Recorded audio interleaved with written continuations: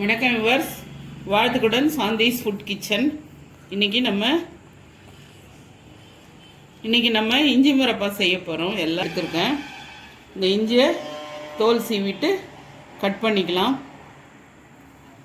தோல் சீவிட்டு இந்த மாதிரி அழகாக ஸ்கின்னெல்லாம் எடுத்துகிட்டு கழுவிட்டு கட் பண்ணி ஜாரில் சேர்த்துருக்கேன்.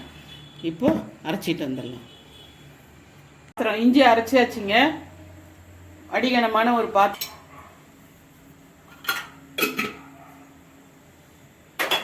அதை எடுத்து கொட்டுறதுக்கு நெய் தடவி ஒரு தட்டில் ரெடி பண்ணி வச்சுருக்கேன். பாருங்கள், இது பாருங்கள், அரைச்சி எடுத்துருக்கேன்.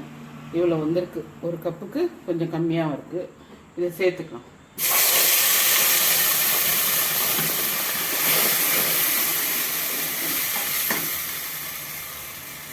ஒரு கப்புக்கு 2 கப்பு சர்க்கரை சேர்த்துக்கோங்க.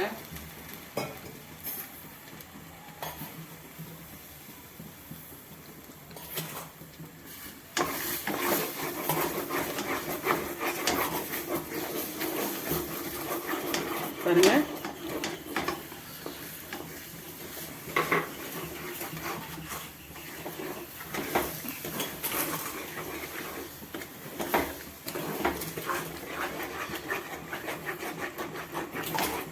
ஒரு பிஞ்சு உப்பு சேர்த்துக்கலாம். கை விடாத கலந்துக்கிட்டே இருக்கலாம்.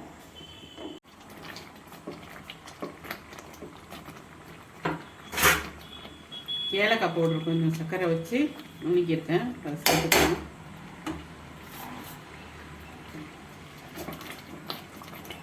அதமாக அடிச்சு பாருங்கள். நல்லா இந்த மாதிரி வந்துருச்சு. இப்போ நெய் தடவின தட்டில் ட்ரான்ஸ்ஃபர் பண்ணிக்கலாம். அடுப்பு ஆஃப் பண்ணிட்டு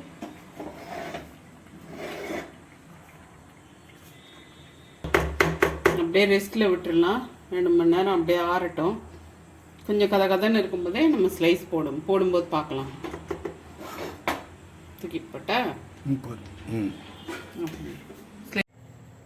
பாருங்கள், சூப்பராக இஞ்சி முரப்பா வந்துருச்சு. நல்லா சாஃப்டாக நல்லா அழகாக வந்திருக்கு பாருங்கள். நல்லா இப்படி எடுக்கும்போது அப்படியே பொல நல்லா சாஃப்டாக இருக்குது பாருங்கள். நல்லா வாயில் போட்டாலே கரையிற மாதிரி இருக்கும்.